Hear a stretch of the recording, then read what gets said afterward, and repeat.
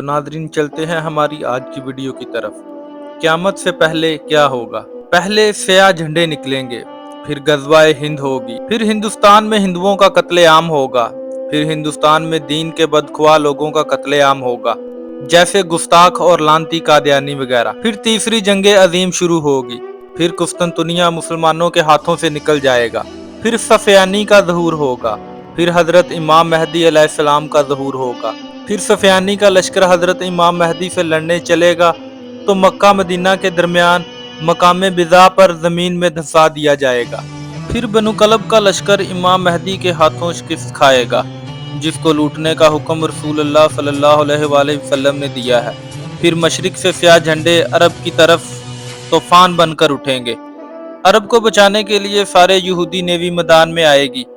اور سیاہ جھنڈوں کے ہاتھوں بری طرح تباہ ہوگی، پھر حجاز مقدس کا محاصرہ توڑنے کے لیے خلیج فارس کے نزدیک سیاہ جھنڈے دجالیوں سے بڑا زبردست معرکہ لڑیں گے اور محاصرہ توڑ دیں گے، پھر یہ لشکر امام مہدی علیہ السلام کی بیعت کے لیے آگے بڑھے گا اور رستے میں نجد شہر ان کی طوفانی یلغار کی لپٹ میں آئے گا، پھر یہ لشکر امام مہدی کے ہاتھ پر بیعت کرے گا، پھر یہ عربوں سے خزانہ طلب کریں گے، وہ دینے سے انکار کریں گے، پھر یہ سیاہ جھنڈے والوں کے ہاتھوں بری طرح قتل ہوں گے،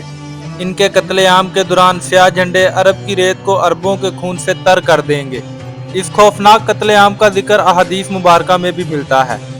یہی وجہ ہوگی کہ عرب بہت کم رہ جائیں گے، پھر عرب بھاگ کر مکہ اور مدینہ میں پناہ لیں گے اور اپنی جان بخشش کے لیے خزانہ دینا چاہیں گے،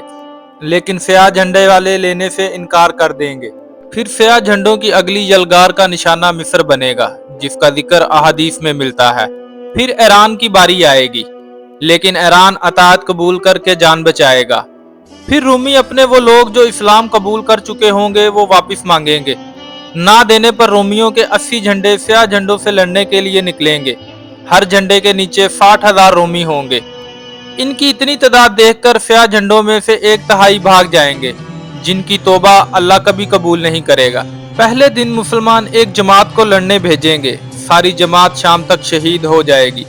پھر چوتھے دن تمام اہل اسلام جو کہ سیاہ جھنڈے والے ہی ہوں گے مل کر رومیوں پر حملہ آور ہوں گے،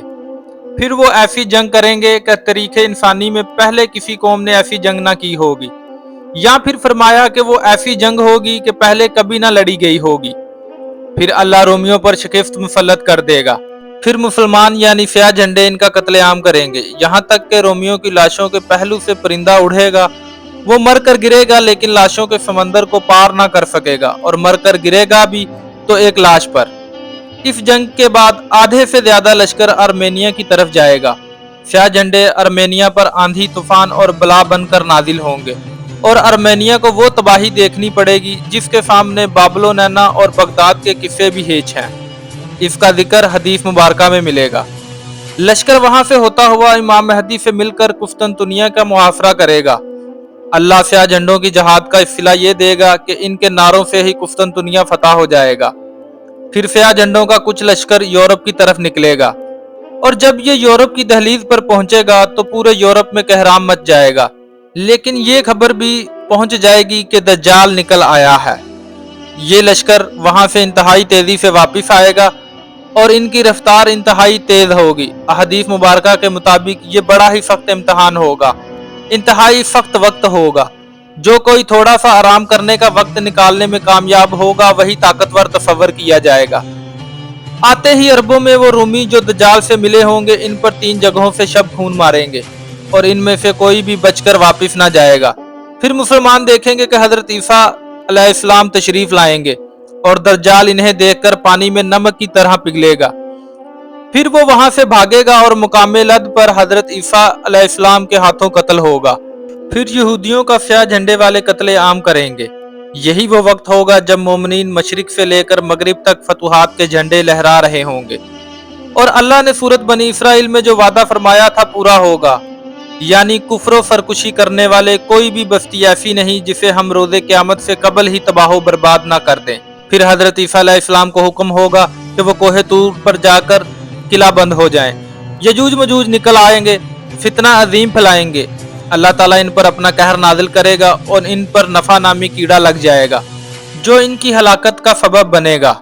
फिर 7 साल तक मुसलमान अमनो ईमान से रहेंगे। जहाद खत्म हो जाएगा, तलवारें दरातियां बन जाएंगी। शैतानियत तबाह हो चुकी होगी और शैतान को जो क़यामत तक की मोहलत दी थी खत्म हो जाएगी। फिर एक नरम हवा चलेगी जिससे दुनिया में इस्लाम खत्म हो जाएगा। अब हबशी दुनिया पर हुकूमत करेंगे और नफ्स की हुक्मरानी होगी। एक हबशी टेढ़ी पिंडली वाला, नीली आंखों वाला और ठुगना खाना काबा को गिराकर पत्थर समंदर में फेंक देगा। गिलाफे काबा जला देगा और खजाना घर ले जाएगा। फिर क़यामत मरहलावार शुरू होगी और तुम्हारे रब के वादे का वक्त आ जाएगा। फितना दज्जाल बहुत सख्त होगा। इससे हिफाजत के लिए हर जुमा के रोज सूरतुल कहफ की तलावत लाजमी किया करें। गुजारिश है कि इस कीमती मालूमात को अपने तक महदूद न रखें। इस मालूमात को इकट्ठा करने में बहुत मेहनत लगी है। क़यामत कब आ जाए कोई पता नहीं, तो क्या आपने इसकी तैयारी कर ली है?